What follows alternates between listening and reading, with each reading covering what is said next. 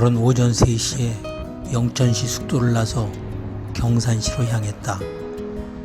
오전에 비가 내릴 예정이라는 일기예보가 있어서 가급적 피하기 위해서 일찍 출발한 것이다. 출발 전에 양말을 신었는데 뭔가 불편한 듯해서 확인해 보니 좌우를 바꿔 신었다. 난 다시 고쳐 신었다. 나는 평소에도 양말을 좌우를 가려서 사용한다. 걷기를 워낙 좋아하다 보니 발에 대해서만큼은 정말 신경을 많이 쓰는데 특히 걷기 여행 중에는 더욱 그렇다. 어쩌면 신념이나 미신과도 유사한 것인지도 모르겠다. 사람들이 흔히 사용하는 말인 애지중지란 한마디로 표현할 수 있을 듯하다. 그리고 어쩌면 그토록 소중한 발에 사용하는 물건이니 이리저리 따져보고 제대로 잘 쓰는 것은 당연하다고 할 수도 있다. 물론 양말이란 게 원래 특별히 제작한 것이 아닌 이상 좌우가 없으니 머리 아프게 좌우를 신경 쓰느니 차라리 구분하지 않고 그냥 사용하겠다고 해도 틀렸다고 할 수는 없을 것이다.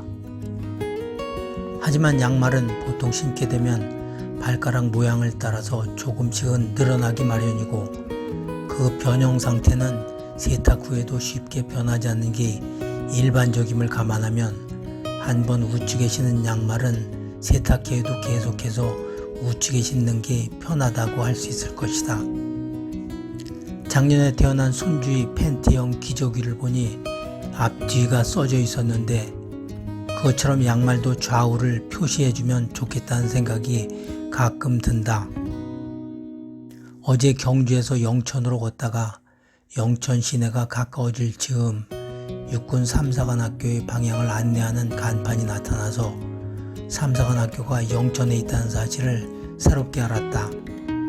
그리고 한글 이름 밑에는 영물 이름이 병기되어 있었는데 내가 평소 알고 있던 것과는 달라서 다소 의아했다. 삼사관학교의 숫자 3을 의미하는 단어가 없이 영천에 있는 육군사관학교 정도로 해석될 수가 있었다.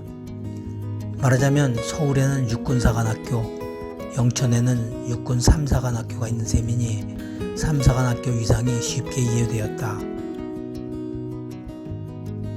그리고 나중에 인터넷을 찾아보니 삼사관학교는 1968년에 세워졌는데 1972년에는 광주광역시에 있던 이사관학교를 흡수 통합해서 확장된 것이라고 했다. 이사관학교가 없어졌으니 삼사관학교의 숫자 3은 더 이상 큰 의미를 둘 필요가 없어졌을 것 같기는 하다. 사실 우리가 잘 알고 있는 여성가족부의 영문 이름도 성평등 가족부여서 정작 여성이라는 단어는 들어있지 않아 국가 정책 방향을 이해하는 데 도움이 되는 상황과 유사한 것 같다. 걷기 여행을 하다 보면 체력이 강해지고 마음이 안정되기도 하지만 때로는 어제처럼 저절로 공부가 되기도 한다. 어제 영천에 도착할 즈음부터 좌측 발목과 허벅지가 불편한 듯해서 약간 절면서 걸었고 오늘 아침에도 여전히 낫지 않았지만 걷다 보니 어느새 나아져서 아무렇지도 않았다.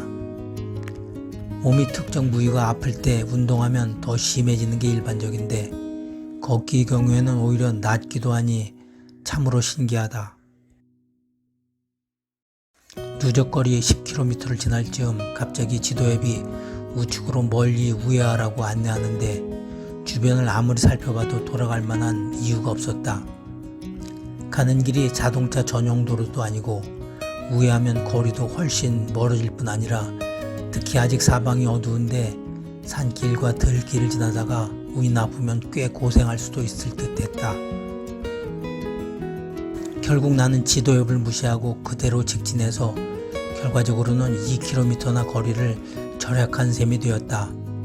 그리고 나중에 우회하는 길과 다시 만나게 되었는데 우회에서 오는 길을 살펴보니 큰 길도 아니고 동네 골목길 수준의 좁은 길이었다.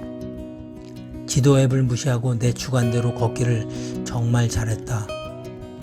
그런데 지도비 왜 그렇게 험한 길을 가라고 했는지는 아무리 생각해봐도 모르겠다.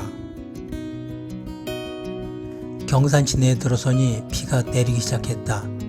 처음에는 가랑비가 내리더니 어느새 빗줄기가 굵어졌다.